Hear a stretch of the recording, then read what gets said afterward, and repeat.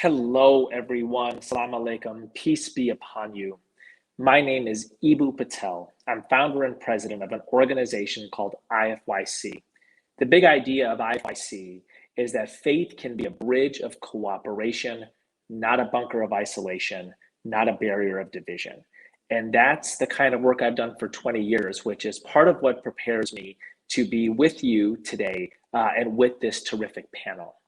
There is a beautiful poem by the poet Edwin Markham. You drew a circle that drew me out, heretic rebel, a thing to flout. But love and I had the wit to win. We drew a circle that drew you in. We're going to have conflict in our lives, particularly in a diverse democracy. One of the things I like to point out is that diversity is not just the differences you like. One of my favorite lines about that is a professor at UCal Berkeley who said that diversity is not rocket science, it's harder. So what happens when you encounter a difference that you're uncomfortable with, a person whose identity is challenging, whose viewpoint diverges from yours? Part of a diverse democracy, part of life in a diverse democracy suggests that that's natural. That is what we are going to face. In this panel, we're going to explore ways that we can use love and wit to draw a circle that draws people in, to keep a seat at the table. And we have just a group of beautiful souls here to offer their wisdom on this great challenge. And I want to start by bringing Amanda Ripley and Curtis Toller into the space with me and open with a conversation with them.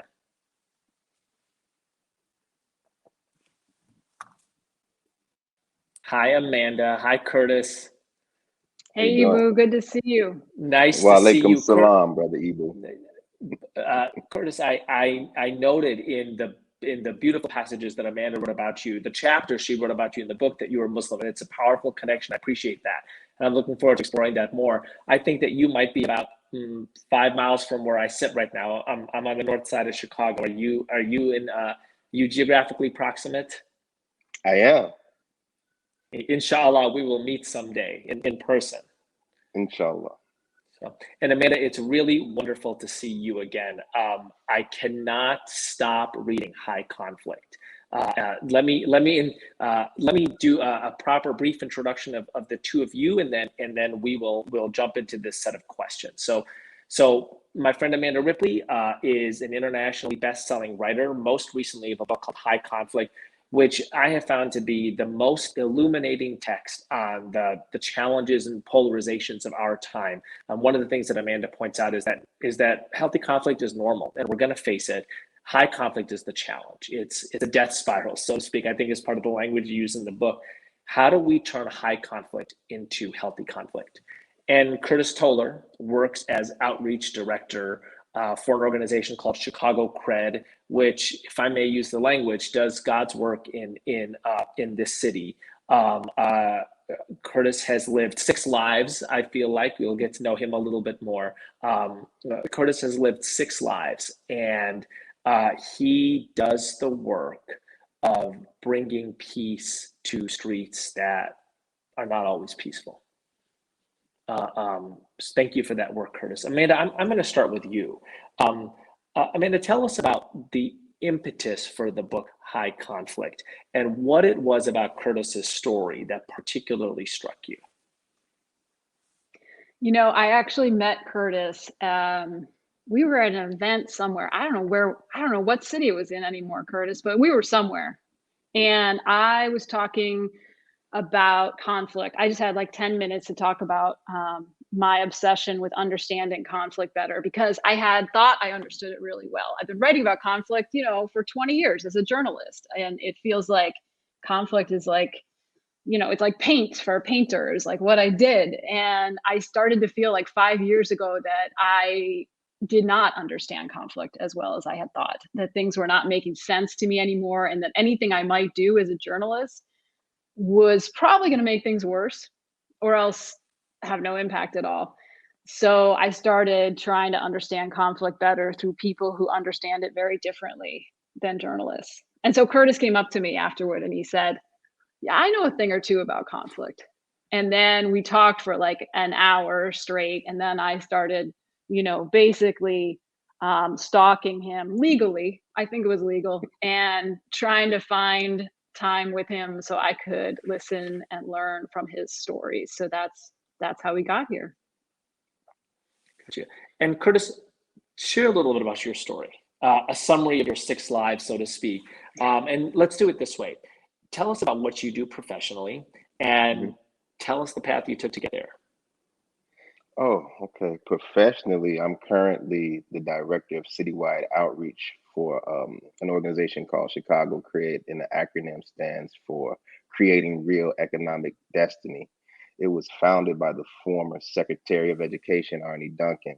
Um, and one of the things that I'm charged with doing is going into the most violent communities here in Chicago, and we hire those individuals who come from those communities to help them have a direct impact on trying to resolve some of the conflicts that's been going on. As most of you know, here in Chicago, we're in a real crisis here, as it relates to young men and women and street violence. So we try to mediate a lot of those conflicts. We try to stop a lot of shootings on the front end and also prevent retaliations on the back end. Um, right now, there's an estimate of about 2,000 different groups here in Chicago that we're currently working with to try to resolve some of those conflicts, which unfortunately result into the loss of lives. And so, how I got to this position is that I was directly involved in a lot of those conflicts, if you will. And I decided to start thinking a little differently. And I think we'll get more into that, my thought process of thinking differently. But I was asked by Father Michael Flager, who does a lot of work here in the violence prevention field, if I could get the guys who I was currently, quote unquote, the leader of, to agree to a peace basketball game. And so I did that. A lot of people didn't think that it could be pulled off without there being some violence and bloodshed, because the group that I was involved in, along with 3 other groups, this conflict had been going on for probably about 40 years, right? And so we did the basketball game with the help of some of the professionals, Derrick Rose, Joakim Noah, Hall of Famer Isaiah Thomas. We pulled it off with not even a fight. And so that led me to doing this work. Curtis, I read about that. Amanda describes that game beautifully in her book. Can I ask you to go back a few years from the peace basketball game to the parts of your life in which, as you put it, you were not a peace mediator, let us say? Yeah. And I only ask Yeah. that so that it gives us a bit of context for just the craft that you currently have. My purpose here is not prurient. It is you have developed a craft as a peace mediator, and part of that is based on your life experience and what you've learned from it. Sure, Ebo. I was directly involved in conflict, in street conflict since about the age of 9. I witnessed growing up, even prior to that age, a lot of violence in and out of my household. My mother, unfortunately, was involved with a lot of domestic violence, which unfortunately she lost her life to it. But pushing forward, I started, quote unquote, for lack of a better term, gangbanging probably at the age of 9. And I rose through the ranks, right? Because I had this internal conflict that I was dealing with and not knowing that I had it. And I would deal with that internal conflict outwardly by being very violent, right, to others. So with that kind of mindset, I was able to rise in the ranks of the street organization that I was a part of. Um, and again, it's something that I'm not proud of, but in the height of my being involved in this gang is probably one of the, if not the most violent times in the city of Chicago.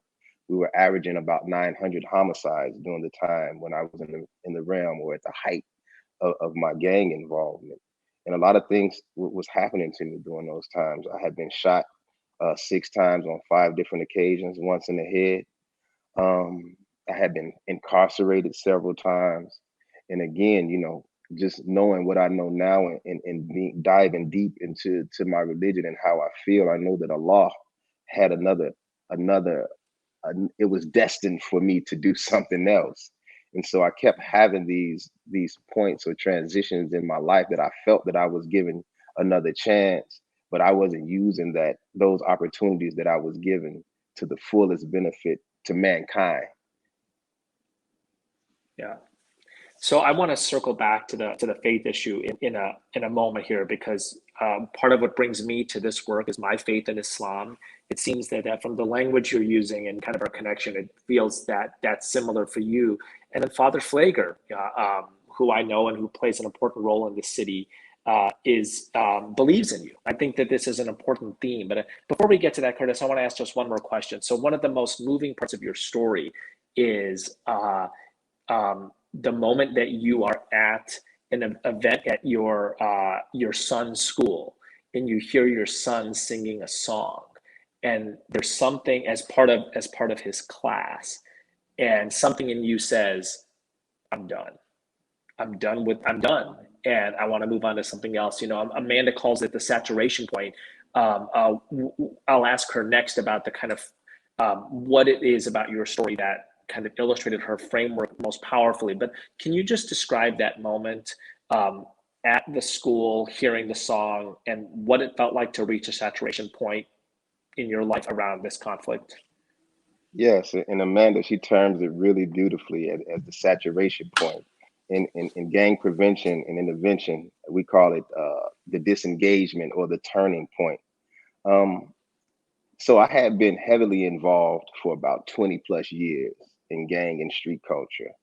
But I had been in what I call contemplation mode prior for about 5 years, where I was really removing myself from a lot of the violent aspects of what the gang was a part of. And so I think it was my son's 5th grade graduation. And I don't want you to mute me, but it was a song by Chicago called The Inspiration. And it's, you're the meaning in my life, you're the inspiration. But then That's it the came first time I started liking that song, and that isn't that story, by the way. And then it was one part, and it seemed like my son was looking directly at me through my eyes into my heart. And he said, no one needs you more than I need you.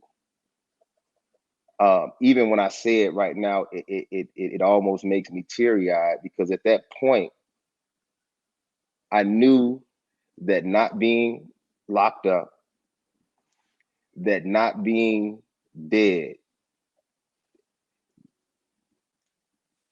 meant that I had to do something differently. And at that point, I decided that I wanted to do something differently. And I was heavily into the drug trade at that particular time. And I called my cousin up and I was like, I'm done, right? And so he had a small pause, right? And I knew what he was waiting on in the pause, because we had established this code, right? That if either one of us were ever caught, that we would use a code word for the other person to be able to get away. But I never said the code word. And he immediately said, are you caught and are you trying to set me up? I was like, no, man, I'm just done. And shortly thereafter, he was robbed and killed. And from that point on, I knew that I had made the right decision in my life. Thank you for sharing that. And for singing, by the way. You much Don't hold that against song. me. Amanda,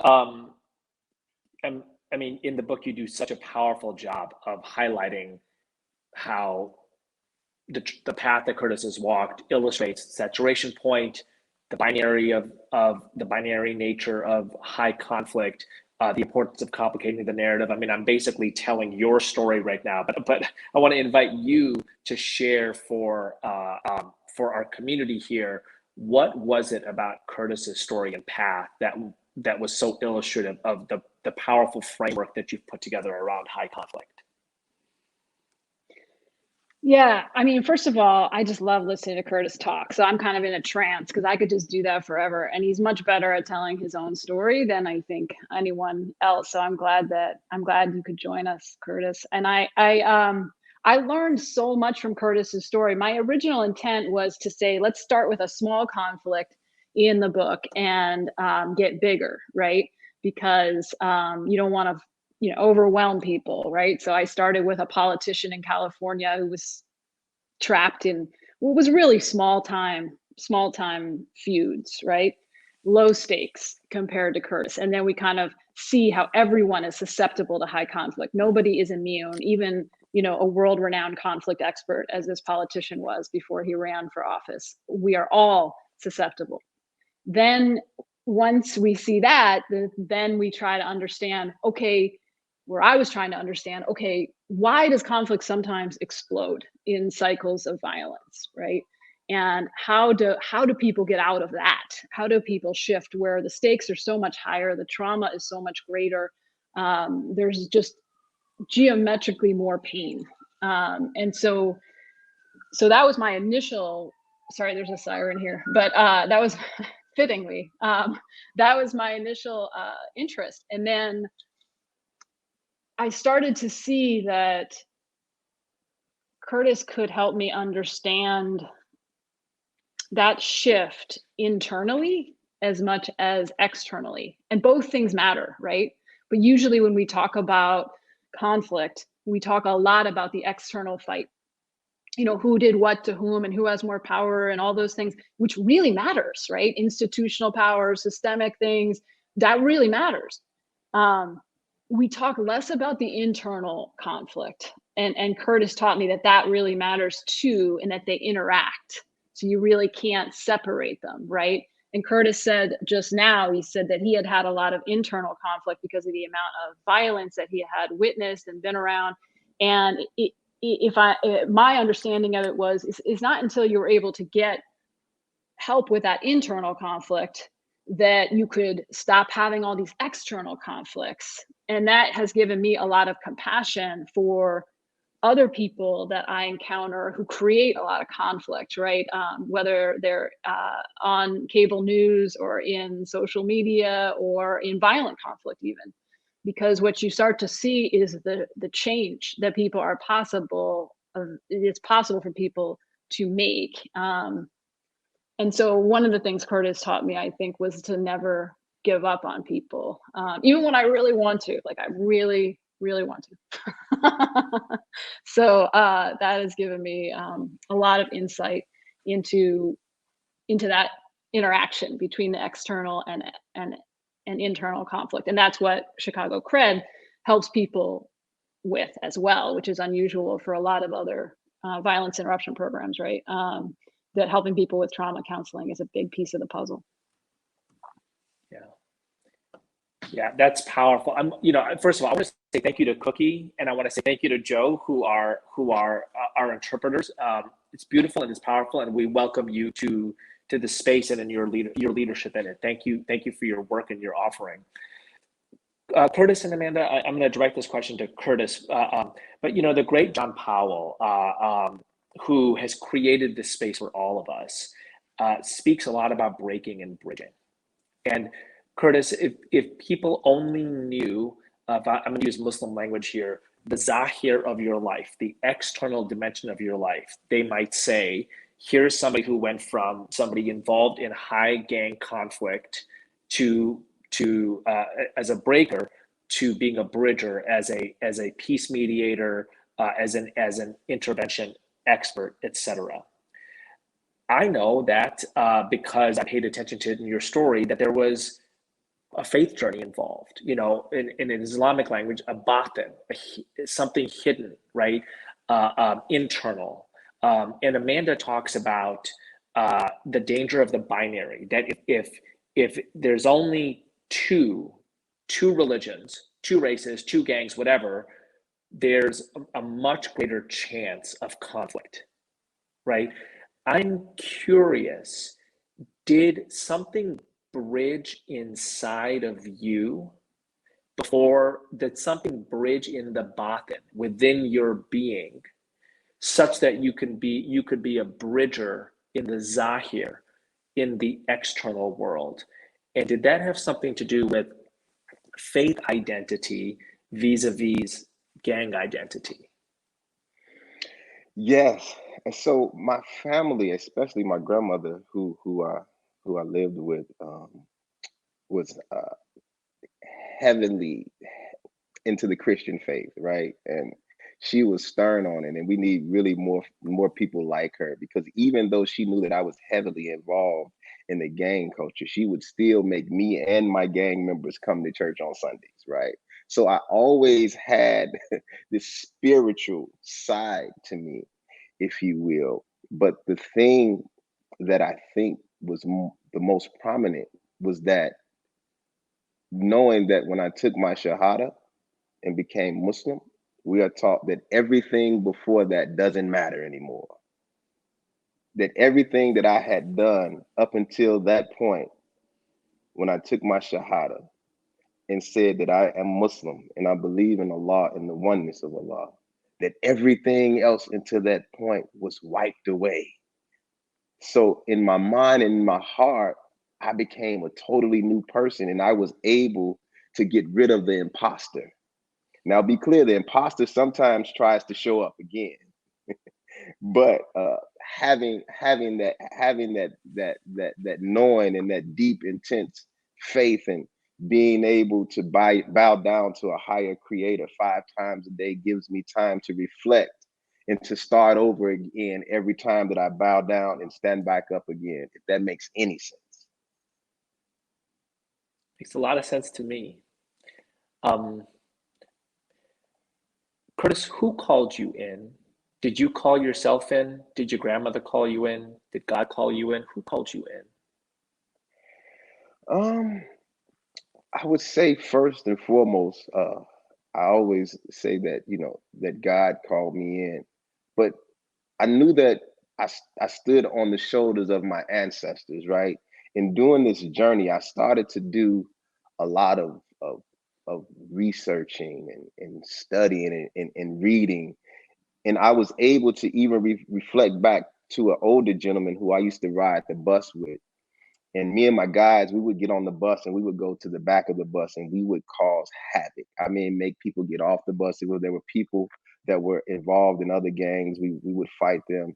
And he pulled me to the side one time, and he said, "Do you know that people lost their lives to sit on the front of the bus? And you're going to the back of the bus, causing all of this disruption and heartache." And that resonated with me. It didn't have the effect right then and there, but it was like a seed that was planted that kept getting fertilized, then eventually blossomed. And so I just started to really read about people and history, and especially the struggle of our people, and felt that I was contributing to the headaches and the heartaches and also the heartbreaks that all of my people had went through. And I wanted to really do something different and be a change maker.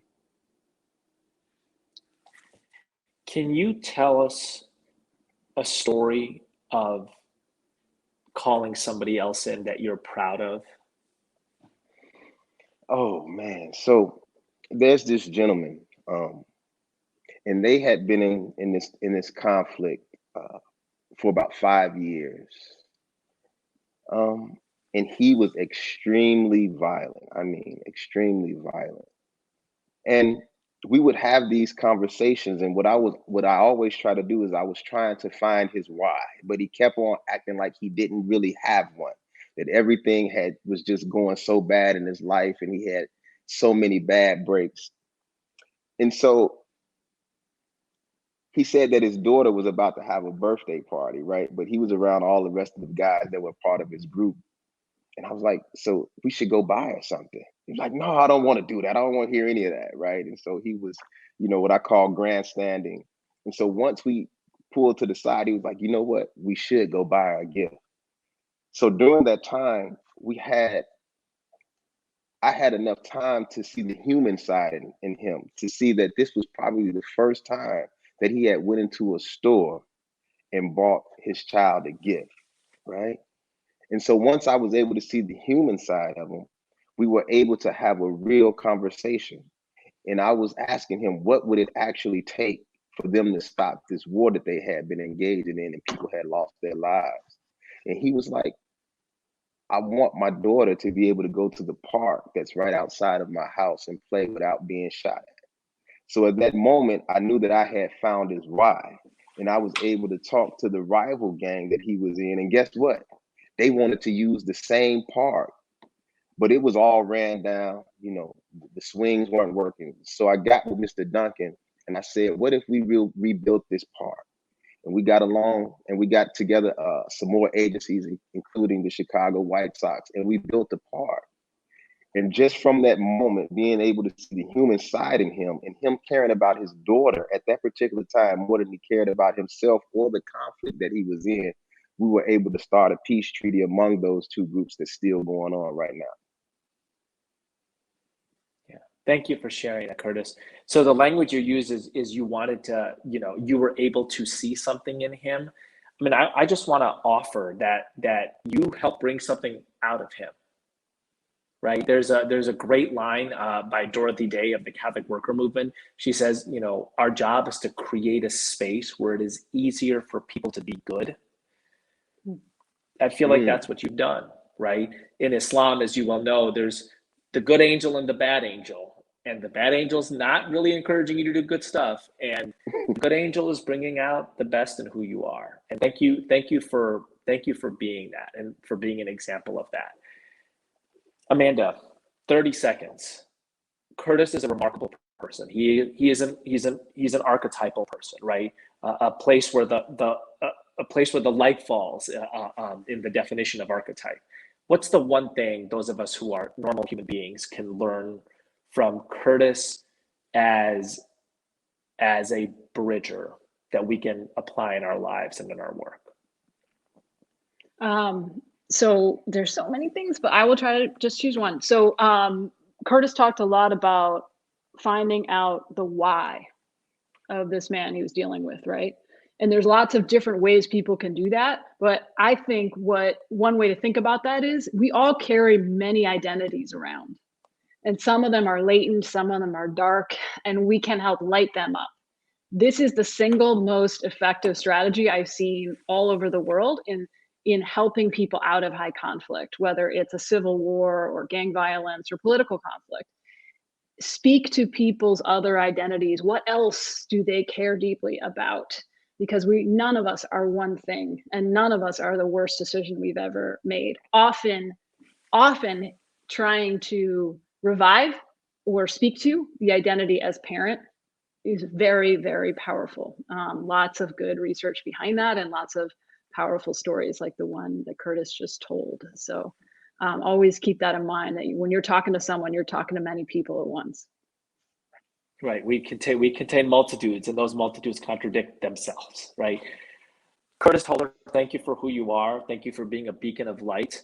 Amanda Ripley, thank you for who you are. Thank you for your remarkable book. Jazakallahu khair to both of you. May God give you goodness. And let's go to our next interlocutor, Molly Crockett.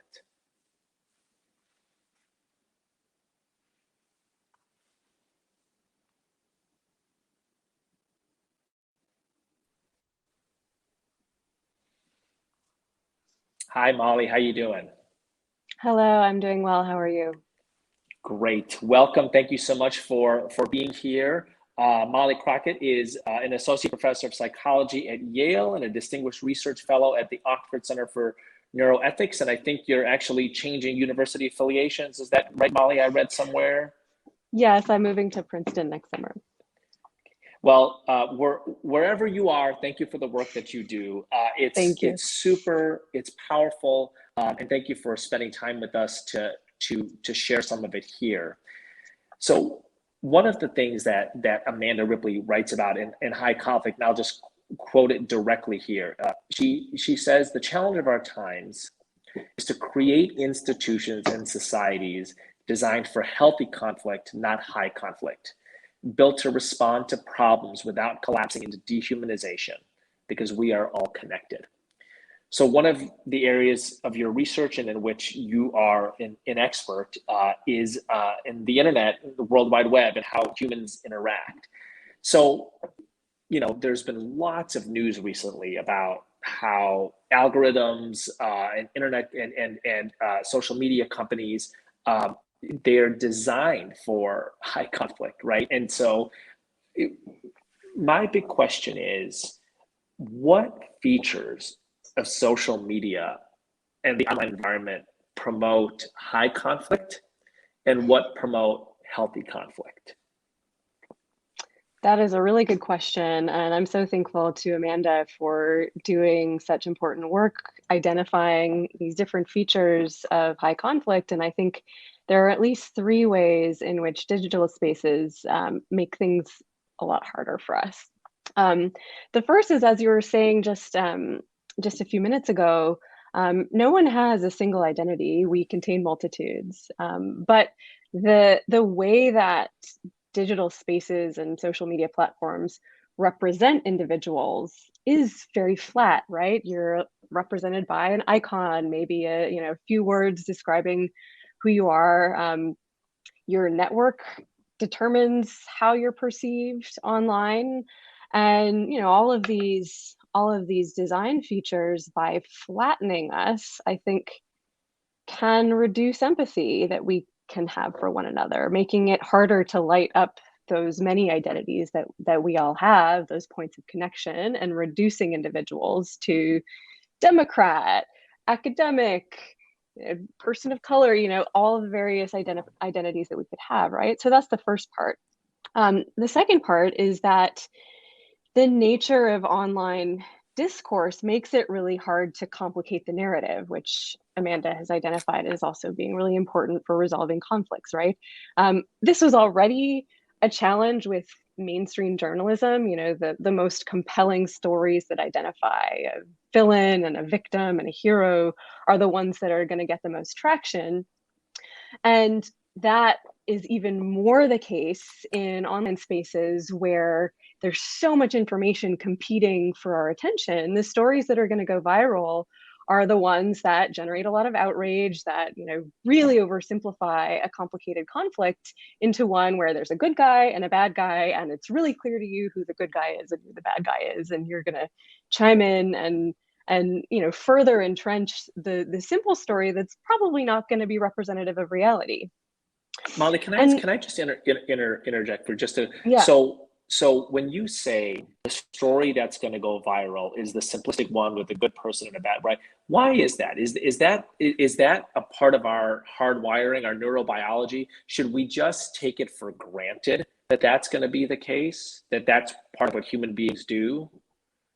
Yeah, I mean, I think that one of the main reasons why these kinds of stories are so compelling is because it's really, really important for our survival to be able to identify people who are untrustworthy, right? So like it's not that these moral narratives that are really simplistic are necessarily false.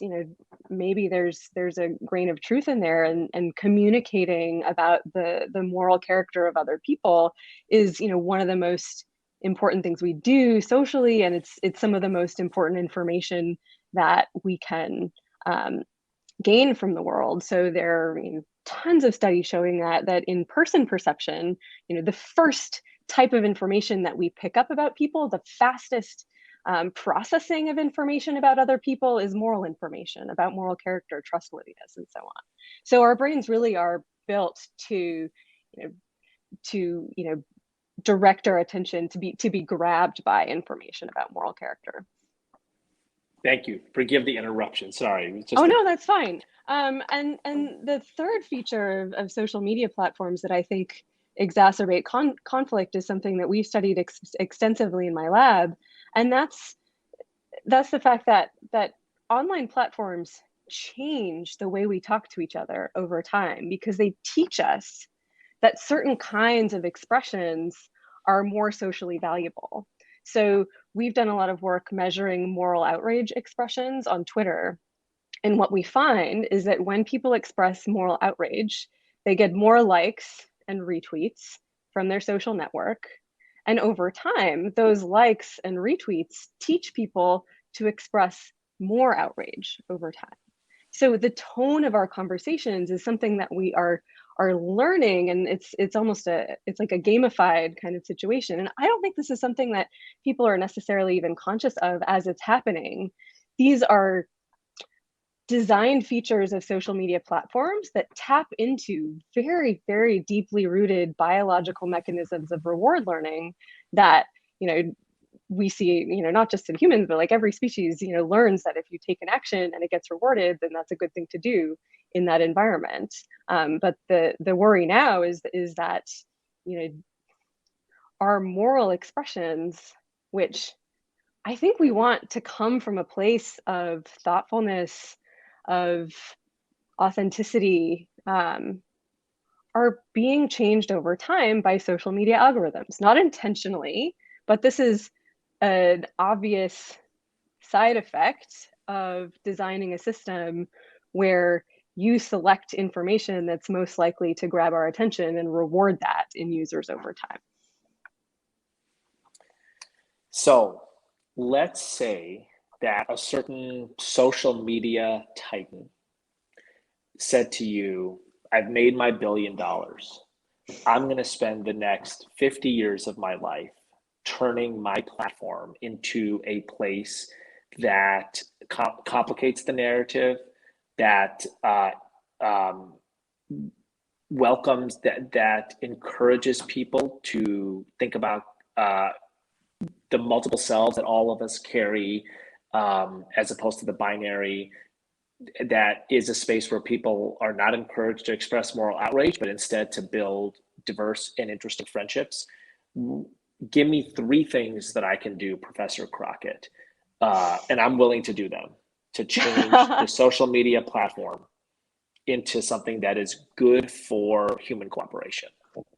What 3 things do you say? Yeah, those are that's a great question, and I'm gonna cheat a little bit in the answer, because I think the most important thing that that tech companies can do is make data more accessible to researchers.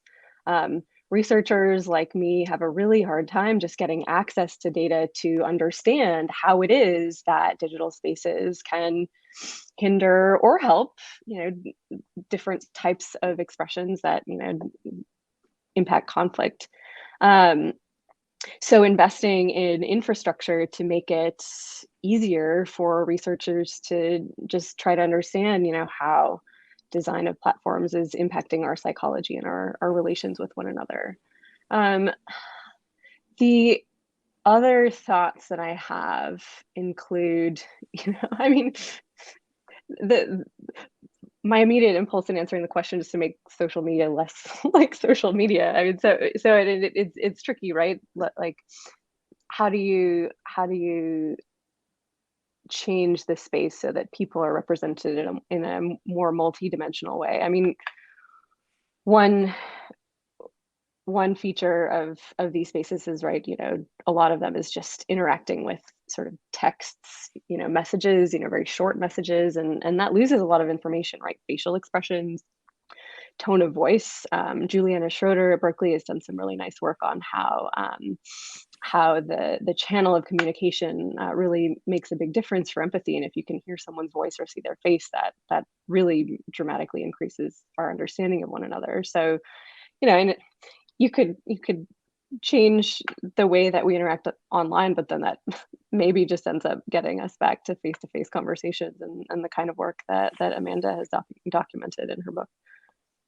So I think part of, and I don't think this is a cheat at all, but I do think if this is what you're saying, it's stark, which is part of the way that social media doesn't drive high conflict is if we just spend less time on it. Yeah. Right. And yeah, that's one answer. It's not all bad, and I want to make clear that I don't think it is.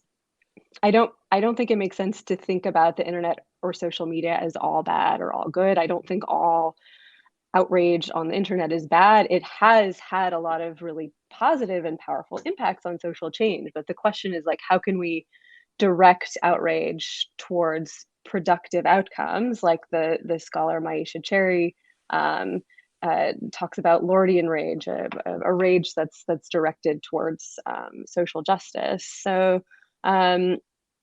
So yeah, I think social media could be thought of as a potentially valuable tool for forming initial connections with people who we might want to have conversations with, but then the substantive work, I think, has to be done offline. I appreciate that. Thank you. I mean, there's my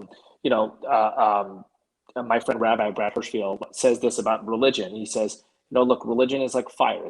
It's a tool, and you can use a fire to cook your dinner or to burn down your house or somebody else's house. And so part of what you're saying is, listen, social media can't control us. It's like, I'm going to use another metaphor here. I'm mixing my metaphors terribly, but it's like getting on a horse and the horse directing where you go, right? Like, yeah. How do human beings, in ways that we have developed cooperation over the centuries, how do we use social media to advance humane ends? I think that's a really wise, don't trust Facebook to guide your life. Guide Facebook in a way that you want your life to go. Thank you so much, Molly. Appreciate your time. Thank you, Felicia, for joining us and for your contributions to the space. And we're going to welcome our next two speakers. See you back in a few, Molly. Thanks.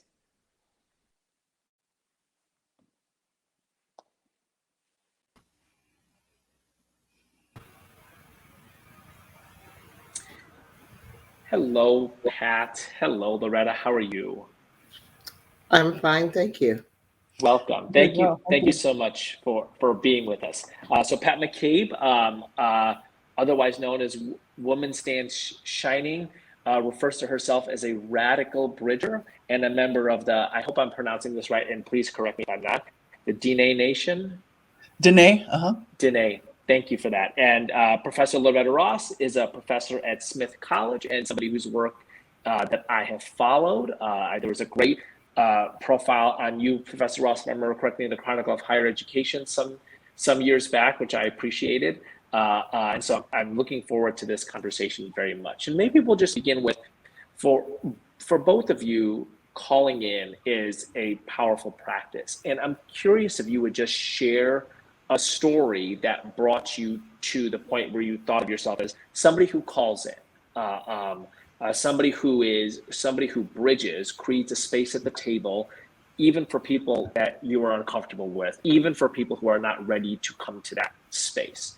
If you could just each share one of those stories, and Loretta, may I ask you to go first? No problem, and thanks for inviting me. I think my first calling in experience was as a rape and incest survivor when I was 25, and I received a letter from men who were incarcerated for raping and murdering women. And the writer said, outside I rape women, inside I rape men, and I'd like not to be a rapist anymore. So at 25, I went to Lorton Reformatory, this prison, and had the most unlikely conversation with men who had been convicted of raping and murdering Black women. And these were Black men. And I didn't think I was strong enough to do it. I was scared. That was my first time in a prison. But as I told my own story about rape and incest, they started telling me their stories about how they had become rapists, often filled with violence, because violence against men, sexual violence against men is very underreported. And how they had become the prison predators. They would rape men to keep from being raped themselves. And so once I saw their humanity, I couldn't hate them anymore, even though as a survivor, I wanted to lead with my trauma and my victimization, not create any space for theirs. And from that, I developed a capacity for empathy that I couldn't even process at the time. It took me years of continuing to do social justice work to understand how transformative it was to not cut off conversations with people who have the power to hurt you. And that has become an important foundation in my life. Just because someone has the power to wound me, to maybe even exacerbate my trauma, is not the reason to cut off conversation, because then my trauma dictates who I am, and I'm not self-determining about who I am. So that's the quickest story I can tell. all I can say is thank you for sharing that. Thank you. Pat, curious about if you have a story to share that kind of crystallized how and why you became what you call a radical bridger. Yes, thank you. And thank you so much, Loretta. You helped me understand or put into words some things, especially the part about, sort of being called in and calling in and not being able to process it at the time. But it took years later, you realize sort of what that process was. That's definitely my story. So, I just had a recent experience. I was invited to do a acknowledgement of the land and opening blessing, which I'm often called on to do as an Indigenous radical bridger, and these days for the Conspire conference for Richard Rohr. We're in this moment right now where they're discovering mass graves of the children that were in the residential boarding schools. Well, they were called residential boarding schools. Some people are really calling it out and calling it the concentration camps that our children were kidnapped and taken to as part of subduing us and as also part of not thinking of the word, integrating us into Eurocentric society that was taking over, being superimposed upon this land, this continent.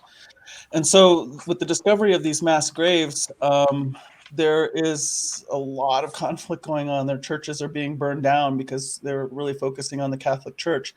So to be called in at that moment to do this land acknowledgement and say an opening blessing for Father Richard Rohr's main conference of the year, I asked if they were aware of what was taking place between Indigenous peoples on this continent, particularly in what we now call North America, and the Catholic Church. And it was kind of a stunned silence there for a moment. But I was saying, I just really think this is a moment that we have, if we want to take it, to acknowledge what's happening here.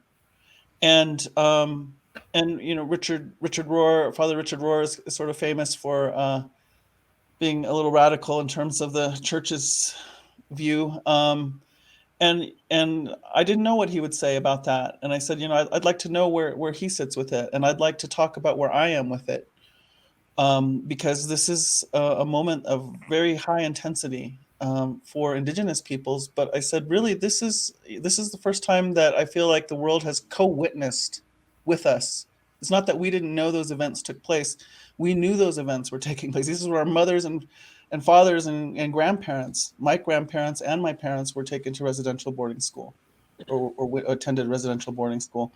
And so so I propose that we acknowledge this and that we put it out there to see where we could go. And, I'll finish with this. I had this moment of prayer, and sometimes I do kind of like a channeled writing.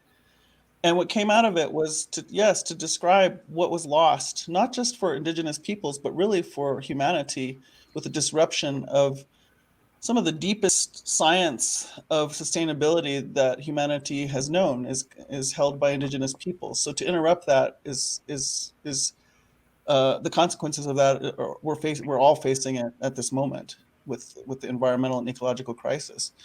But what did the church lose? That was the new thing for me. What did the church lose in this?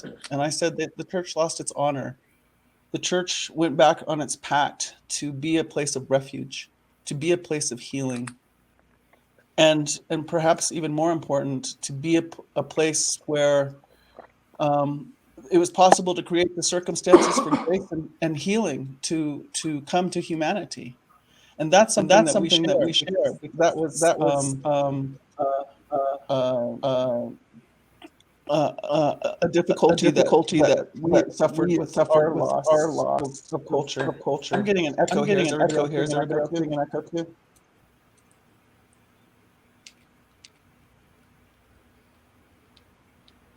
Are you hearing me? Ibu? You're muted.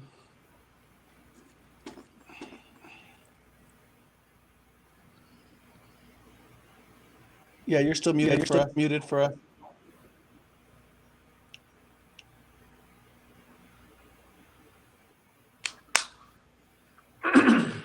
Now I'm hearing you.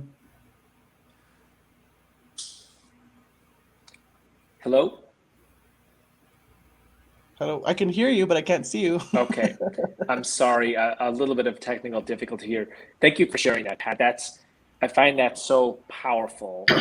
People, you can hear, you just can't see me. Correct. You're a black screen. Okay, that might actually be preferable. Maybe this is a better way to go. Oh, come on.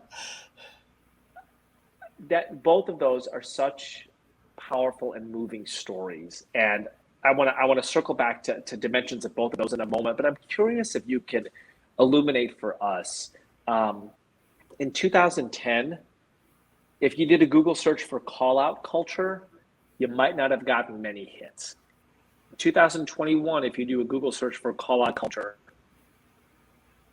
lots and lots of pages come up, right? What happened? Why has this thing called call out culture grown so much? Are there that many more moral outrages in the world right now that for whom calling out is the best way of dealing with it? What is going on that this, whatever we might want to call it, I'm simply being descriptive here, not judgmental. What's going on? Well, the first person who named calling in culture is a young trans activist named Lone Tran. In 2013, they wrote an article about calling in and really identified the call out culture and its danger for the human rights movement.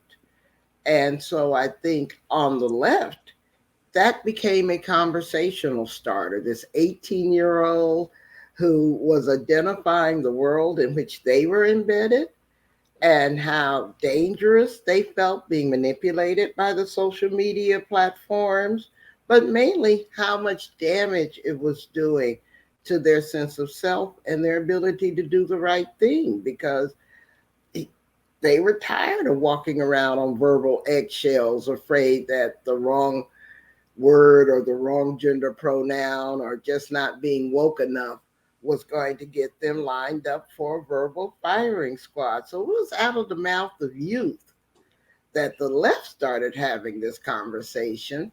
And then we had, of course, the weaponization of it by the hypocritical and cynical right, who have been the originators of the cancel culture. I mean, we're talking about the group of people who not only committed genocide against indigenous people, but then go continue to celebrate and glorify it. And so for them to even talk about themselves being the victims of call out culture or cancel culture, I'm called BS on that, because they don't want their own children taught about what their ancestors have done. And they're trying to cancel those conversations when in the attacks on critical race theory and teaching evidence and fact and teaching about indigenous and Black history.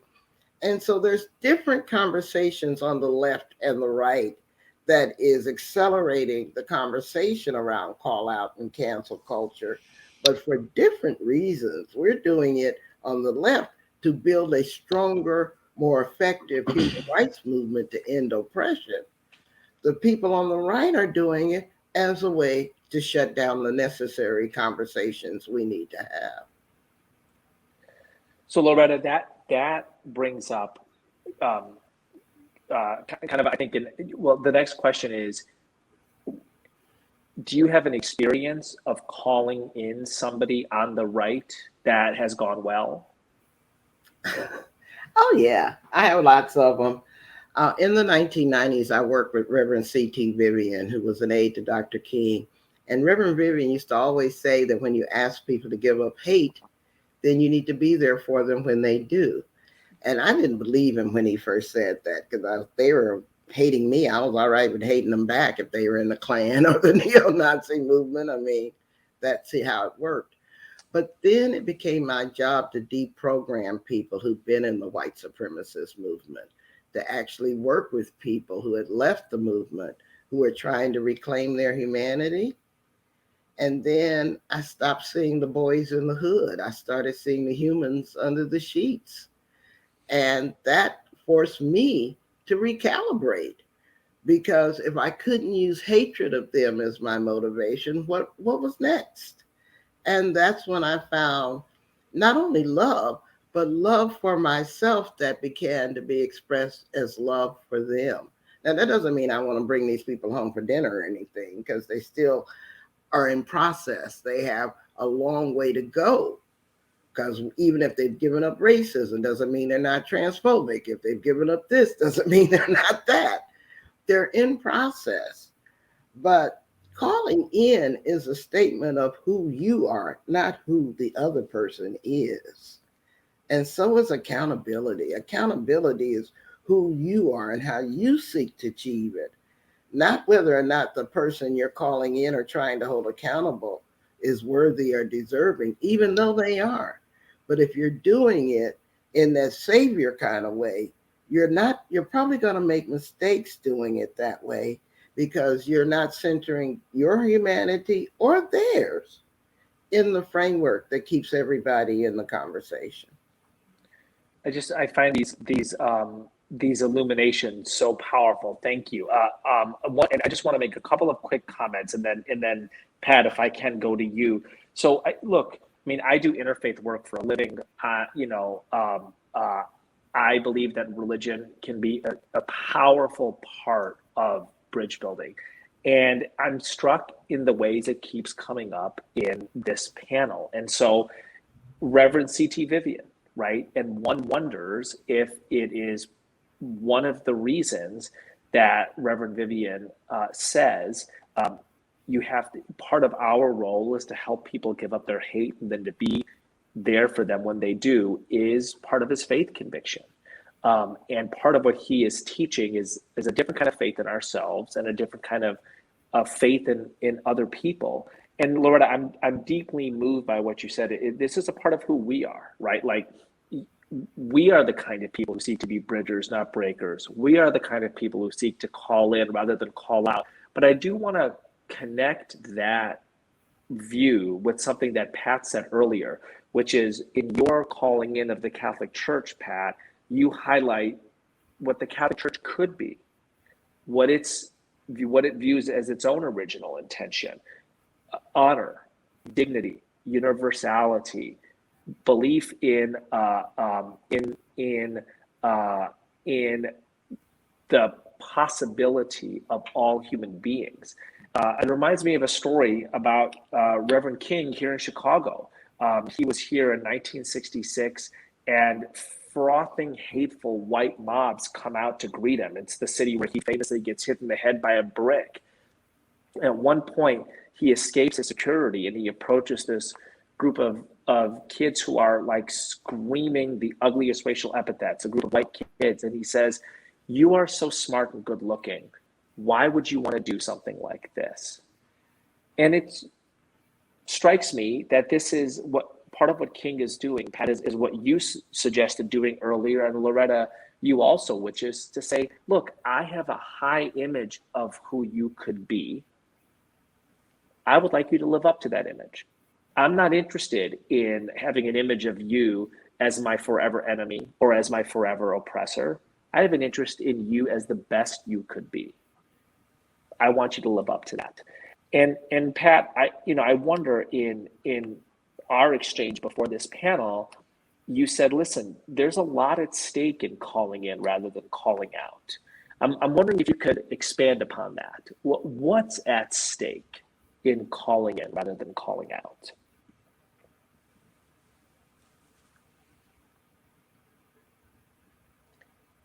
I can't hear you. I'm wondering if that's just me. Let me try this. Can you hear that now? Yes. You hearing me? Okay. Yes. I'm going to take this off then. Life on the planet, life itself, life for all beings. I often keep this here, this image, which is a description, a symbol of many, many things about how the Lakota people have come to understand the construct that we find ourselves in living here on this Mother Earth. And, so for me, what it's saying is that every single living thing has been given a seat here, and humanity has been given a seat here also. We're not the whole hoop. We have a seat on the hoop. And every living thing has to uphold its part of the sacred hoop, or the integrity of the hoop begins to fail. And so my question and my inquiry has been, how, so I also say then that I observe really that every living thing has a perfect design for thriving life. And the amazing thing about it to me is that if I look out my window and I look at every tree, every insect, every bird, every plant, what I can notice about them is the way that they conduct their lives is such that they cause all other life to thrive. That's amazing. Every single one of them know how to do that. They only ever support all other life in this incredible, as Thich Nhat Hanh calls us, interbeing that we are. And it's inescapable. Whatever action any being has, it affects every other being. And so this is part of the delusion and illusion that I'm going to say modern world paradigm. And now it doesn't matter where you go, you can find it. Is that somehow we have an ability to be separate. Somehow we have an ability to get ahead when somebody else can't have what they need. And so I think, right now we're coming upon that truth as we're watching what's happening to climate, to earth, to oceans, to everything. And so I really see a willingness coming upon the planet. And that's what I've been saying to activists for some years now. I said, contrary to, I guess it was Einstein said, you cannot simultaneously prepare for peace and war. I said, that's exactly what we have to do. It's exactly what we have to do. Because on the one hand, we do have to stand for, or I feel the need to stand for what I need to stand for, which for me is, the bottom line is life, and for earth, and to uphold the honor of being human being. But at the same time, as the earth changes come, and as people begin to realize that everything isn't about human beings, this construct is not human-centric, there is a willingness that's going to be sweeping the land. And we also have to be prepared, as was said, to receive that turning, to receive those who would have stood against us on issues, I'll say smaller issues, I'll even say petty issues in the face of all life on the planet, right? Pretty much every issue becomes a petty issue at that point. We have to be able to develop those skills inside of ourselves to be able to receive them. And so to me, that's a spiritual practice and a spiritual act, or I should say my spiritual practice and the teachings that I receive, as has been brought up before in this panel, allow me to be able to do that receiving and to understand how it is to be done, and to keep holding that tension. And I sometimes I feel a little schizophrenic between sort of calling it out, like, let's, if we have no concept of where we have been, then I feel the need to do a little educating, because I don't think we can actually step into that oneness place that everybody's very anxious to step into until we understand a little bit about where we've been. So there's a tension there for me. I'm not sure that I answered your question. I kind of... Absolutely you did. Thank you for that. 100% you did, right? I mean, what's at stake is the planet and our relationships to each other, and in a way, what we were meant to be, right? And I love the Thich Nhat Hanh concept of interbeing, and one of the ways that he illustrates that is, as you well know, is he says a poet can see a cloud in this piece of paper, right? A poet will know that a cloud causes rain, and rain grows trees, and we use trees too often for paper, and you will see the interconnectedness of all life, and you'll have a deeper appreciation for it. So thank you for all of that. So I want to, we have a couple minutes left. So I want to do a choose your own adventure thing here, and to have you answer one of these two questions, right? And maybe if it's one of you, one will answer one question, the other will answer the other. We'll see how it turns out. So one of the questions I have is, how would you guide someone who thinks calling out is the default mode? How would you encourage that individual, student, activist, whatever, whoever that individual might be, to consider calling in? My second question is, when are we mutual learners with other people rather than people who call out or call in? When are we mutual learners? I get a lot of requests for people who think calling out is their default mode. And I simply ask them, is that how you want to walk through the world? Is carrying that anger really working for you?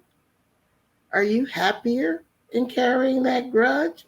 Are you more at peace because you're permanently looking for a fight to happen? And whoever taught you that doing social justice work needed to be done that way? I ask them questions, and I find that they don't like the dissonance between how good they think they are on the inside and what the external behaviors are. And so it's a tell me more kind of situation that you invite them to do better internal and external alignment. So with that, you're neither calling them out or in, but you're offering them a chance for deeper reflection so that they can choose how they want to walk into the world instead of falling to defaults that may be imprints from patterns that they learned in childhood that they need to question whether they want to keep acting like that as an adult. Thank you. Thank you for that. Yeah, thanks, Loretta. I think for me, one,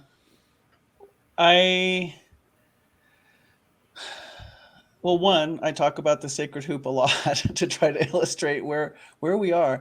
But sometimes there's not time for that, right? But I also really feel like we can look to the tactics of war, the divide and conquer, the divide and conquer, the divide and conquer over and over and over and over again. And in my spiritual construct and in many indigenous people's spiritual constructs who I have interacted with and been in ceremony with, there is this entity called the trickster.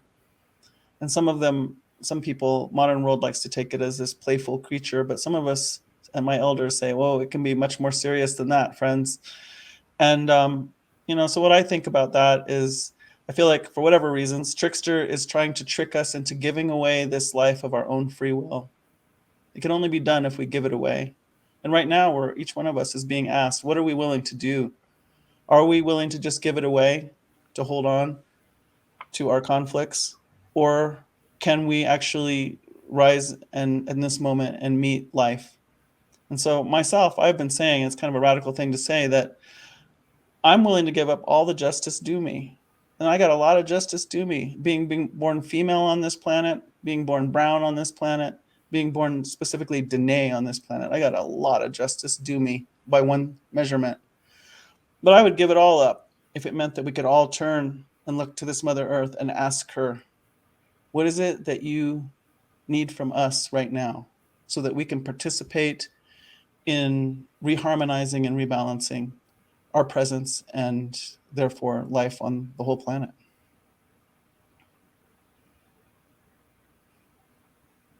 Thank you for that. Thank you, Loretta. Thank you, Pat, both for your gifts of wisdom and presence with us. Thank you to Cookie for your wonderful interpreting. And let's bring the rest of the panel on for kind of the final roundup and a last set of questions.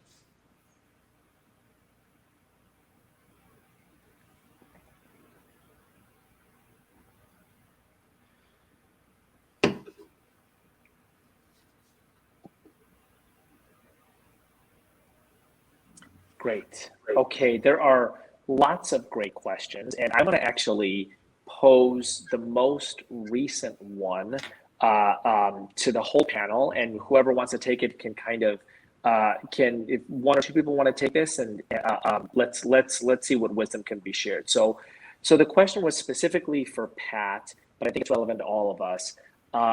What does it mean to simultaneously prepare for peace and war? What does it mean to simultaneously prepare for peace and war? And curious about this through Loretta's framework of calling in versus calling out, through Amanda's framework of high conflict, Curtis through your past life, your shahada, your new life, Molly through through the interactions we have online and the need for offline interactions. What does it mean to simultaneously prepare for peace and war? So as that question was directed at me, I'll just say a couple words about it here. So I think a lot about, and I think it's because of how my elders speak about it, I think a lot about, as I keep calling it, this construct that we've been placed in of this earth. And so my understanding is that this is a free will construct. And that means it's a heck of a spiritual setup, actually, because every single one of us gets to do whatever we want to do. We can make whatever choices we want to make. And every choice we make affects everything else. So what kind of choices do we want to be making? And so when my people talk about original instructions, it was talking about all the experience that is gained over millennia in trying to answer that question of what kind of choices do we want to make as human beings. And so so that war is really, when I say war, I don't mean, well, what I mean is that we can say, I dissent to whatever. And we can say it in lots of different ways. We can say it in writing. We can say it in protest. We can say it in violence. We can say it in nonviolent direct action. But that's what I mean when I talk about war, is when I say I pose, because that's one of the most powerful and sacred gifts that I believe human beings have been given, is to say, I dissent. And if I say I dissent and somebody crosses that line, it's my understanding that there is a spiritual accounting that has to be taken care of. And so that's my war, I'll just say, is when I stand for something and say I dissent, I do not agree, and I do not give my consent for this in whatever way seems best at the time. Let me turn, if I could just turn directly to Curtis on this.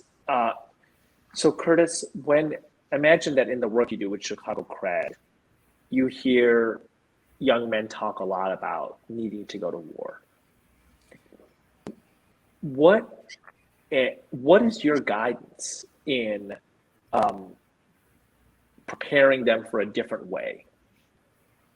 What is your guidance? How do you understand a framework of preparing for both peace and war, given the complicated nuance and important definition Pat offered in the work you do? I think one of the first things, and I believe everyone would agree, is that you first believing and then getting to the others to believe that peace is possible, right? And then being able to take those steps to get to peace, right? And so in my work, I'm not going in saying, I know that you guys have been into it and killing, each other for decades. Now I just want you to stop shooting, right? I think we have to have a process, right? And then at the end, have them be able to envision what the peace on both sides would look like. And so I would start that off with what we call non-aggression agreements, right? And unfortunately, what a non-aggression agreement means is that I'll stay on my block and you guys stay on your block. And if we cross those boundaries, then there's some rules of engagement that we can't have, right? And I think just starting the process towards peace and getting everyone involved, including the peacemaker, to really believe that peace is possible, even though there's been lives lost on both sides, and that this conflict has been going on for decades. Amanda, is that an example of managing a high conflict down into a healthy conflict? Yeah, no, I mean, I think what Curtis often talks about, and I think is talking about here, is slowing down, what did you used to tell me? Buying time. Yeah, you're buying time in the conflict. So you're trying to slow down these cycles of retribution, revenge, violence, right? And the same is true with all kinds of high conflict, whether it's an ugly divorce or political conflict or domestic violence. If you can slow it down and get some space from it, amazing things can happen. So having a non-aggression pact, which is fairly simple, right? Not simple to execute, but it's not complicated series of rules. It's a couple rules, is a way to create a little space. And once people experience maybe 2 weeks of peace, they start to imagine what is possible, right? And I have told this to members of Congress. I'm like, we are asking young men and women in Chicago to create a non-aggression pact when their lives are at risk. Why are we not asking this of members of Congress? And by the way, it's on social media, right, Curtis? A lot of these rules and self-imposed constraints are about what we say on social media and whether we're going to humiliate each other, right? Which specific, not all, not most members of Congress do every day. Specific ones do every day. So every high conflict, if it shifts into good, healthy conflict, starts with some kind of non-aggression pact, rules of engagement. And you can see this on social media, right, Molly? Like there are sites where there are rules of engagement that the users have come up with. And humans like to have these kinds of guardrails, right? But you have to make them explicit, and we don't have enough of them anymore. Absolutely. Molly, do you want to comment more deeply on what Amanda's kind of point to you was? Yeah, well, I mean, there's a lot to say here. I think one thought that comes to mind around this whole question is we have a tremendous amount of agency around how we choose to engage with one another, online or offline, and agency around how we even want to understand the concepts of war and peace.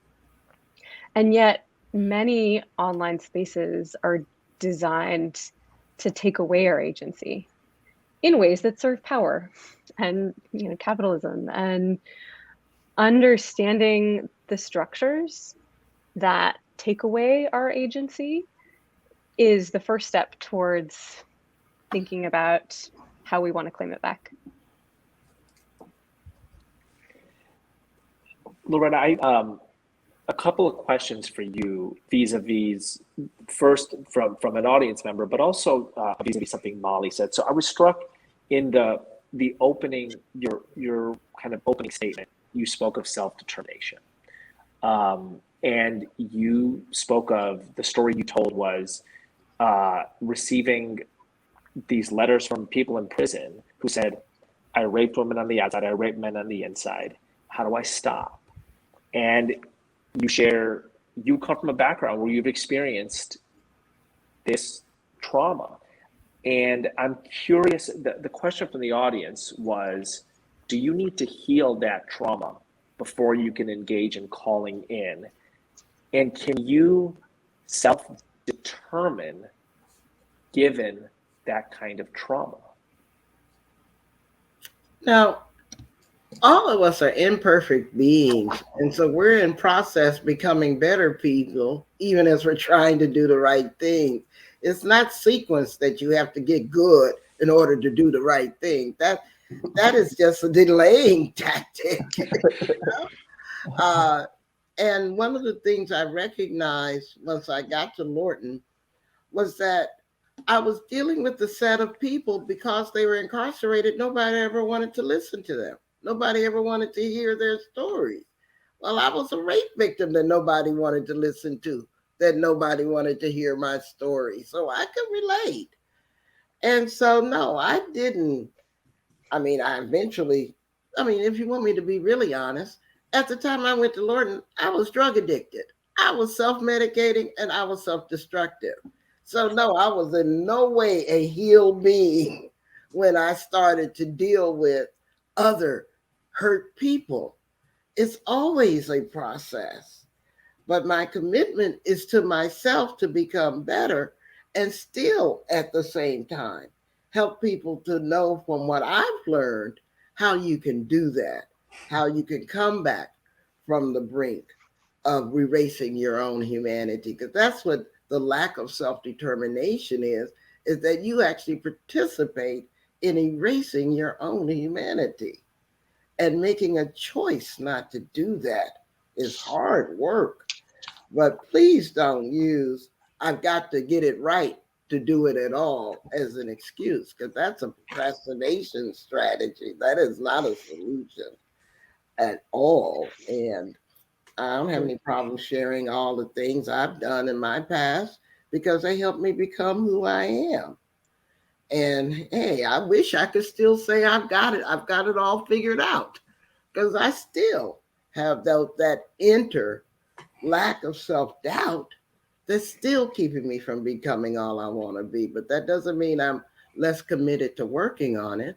It means that I want to model for people what the work looks like. I mean, one of the things, I mean, I think a powerful theme through this panel for me is agency.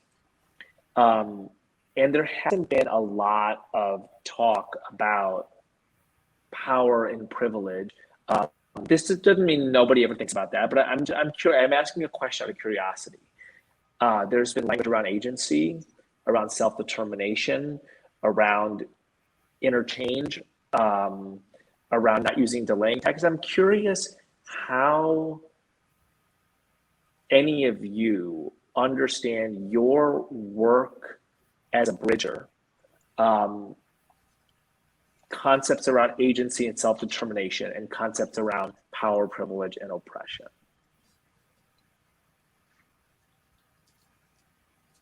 Those are lofty academic terms that I try to not use because I'm only a recent academic. I've been a social justice activist for 50 years and an academic for 5. So I try not to talk in that register unless that's the register of my audience. But the issue is we all, as human beings, are victimized violators. We are capable of having our human rights violated. At the same time, we can mess over somebody else, like a battered wife who beats her child, or a victim of racism who's homophobic. And when you speak in that human to human language of, hey, we can all, benefit from some stuff and we can all get hurt from some stuff, that's the way you create othering and belonging. But sometimes when we frame it in our terms of agency, self-determination, standpoint epistemology, and all the words we're so proud of being able to use, all we're doing is signifying that we don't want people included in the conversation because we're not making it plain. We're not making it accessible. And so I really prefer, unless I'm dealing with an academic audience, I'm going to speak in my natural ebonics with all the MFs that will come rolling out of my mouth. Because I want people to know that this is someone who's lived the stuff, not just studied it when I talk.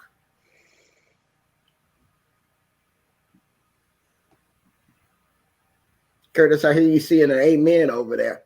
Yeah, and it looks like we lost Ibu. So I was seeing in the comments, I really, I've learned so much from all of you today. I just want to thank all of you for sharing your wonderful stories. It's helped me a lot to see things differently and some of the things that I'll use. So I just really want to thank you, and please let's stay in contact other than just on this forum. I think, that seeing this gives me a lot of hope in knowing that we can be the change that we want to see. And the only way that we can do that is together. So thank you all.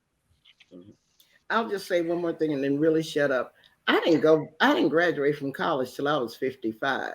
So it's the education I got before 55 that enables me to teach now, not the ones that I got with a degree. That is, let's take a minute to let that sink in. Thank you. For the rest of us, right, who ran after degrees young and realize the importance of life experience afterwards, maybe. Curtis, Lord, I feel like you've offered kind of closing statements, and I just invite in this order, Pat, Molly, and Amanda to take maybe 45, 60 seconds each to just offer kind of closing statements and thoughts. Pat? Yes, thank you, Ibu. I just want to thank my fellow panelists. I've learned a lot from you as well today. And, I think it's really important for us radical bridgers to be able to see and witness and hear each other, to stay on it, And so I just really appreciate everything that you brought here today. Thank you.